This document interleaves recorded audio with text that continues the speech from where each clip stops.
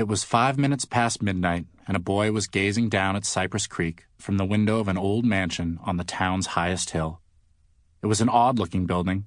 The front porch was overrun by a jungle of potted plants.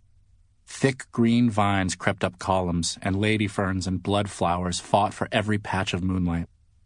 An octagonal tower sprouted straight from the house's roof, and the entire structure was painted a dreadful shade of purple. Anyone who saw it might assume that the mansion's occupants were a bit on the strange side, and yet the boy at the window appeared perfectly normal. He had sandy blonde hair and no visible tattoos, scars, or hideous warts, but judging by the miserable expression on his face, something was terribly wrong. His name was Charlie Laird, and he'd lived in Cypress Creek all 12 years of his life. He and his little brother, Jack, had grown up in a house just down the street. In fact, Charlie could see the old place from his new bedroom window. A different family of four owned it now. Every night, Charlie watched the lights in his former home go out and imagined the kids snuggled up nice and safe, tucked into bed by their mother and father. He would have given almost anything to trade places with them. It had been 3 months since he'd moved to the Purple Mansion on Chant Hill with his brother and father, and it had been 3 months since Charlie Laird had gotten a good night's sleep. Charlie took a step back from the window and saw his reflection in the glass. His skin was the color of curdled milk, and dark bags sagged beneath his red-rimmed eyes. He sighed at the sight and turned around to start his night's work. 38 heavy boxes sat in the center of the room. They were filled with video games and comic books and Little League trophies. Charlie had unpacked nothing more than a few changes of clothes. The rest of his belongings were still stowed away in their cardboard boxes. And every night, before he lay down in his bed, he would move them. 19 boxes were used to block the door to the hall. The other 19 were pushed against the bathroom door, though that often proved quite inconvenient. It would have seemed ridiculous to anyone else. Even Charlie knew the barricades couldn't stop his bad dreams. But the witch who'd been visiting him every night for 3 months wasn't like other nightmares he'd had. Most dreams faded, but he couldn't forget her. She felt just as real as the nose on his face. So when the witch swore that one night soon she'd come drag him away, Charlie figured he should take her threats seriously. He just hoped all the boxes could keep her out of his room. She'd already gotten as far as the hallway. The first time he'd heard someone sneaking through the house, Charlie had just woken up from a nightmare. The sun's rays were peeking over the mountains, but the mansion was still and quiet. Suddenly, the silence had been broken by the creak of rusty door hinges opening.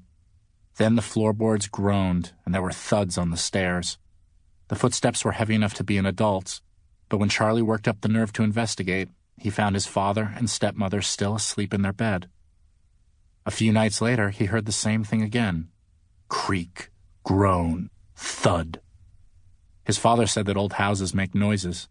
His brother thought the place might be haunted, but Charlie knew there was no such thing as ghosts. He'd been searching for almost 3 years, and if they'd existed, he would have seen one by now. No, Charlie Laird had far bigger problems than ghosts. The 38 boxes were waiting. Charlie stared at the daunting task in front of him and wondered where he'd find the energy to complete it.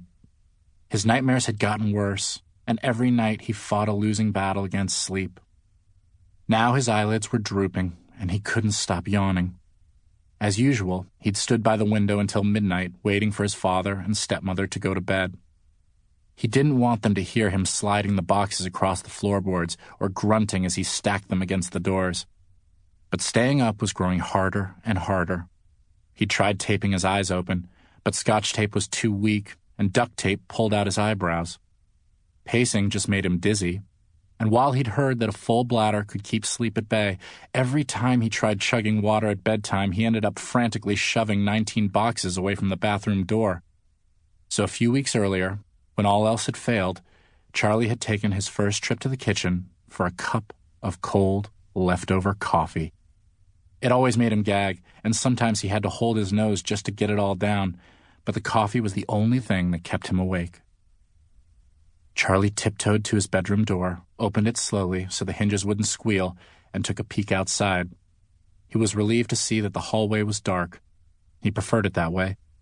The walls were lined with old paintings that were far creepier when the lights were on. He listened closely for signs of movement, and then sock skated awkwardly toward the stairs, past his brother's room and his father's and stepmothers. He was almost outside the last door on the hall when he heard it. A high-pitched laugh that nearly sent him sprinting back to his bed. Behind the last door lay the stairs to the tower, and at the top of those stairs was a room known in the family as Charlotte's lair. The door was open a crack, and Charlie heard the sound of a fat cat's paws padding down the wooden staircase. A pale golden light leaked out into the hall. His stepmother was still awake.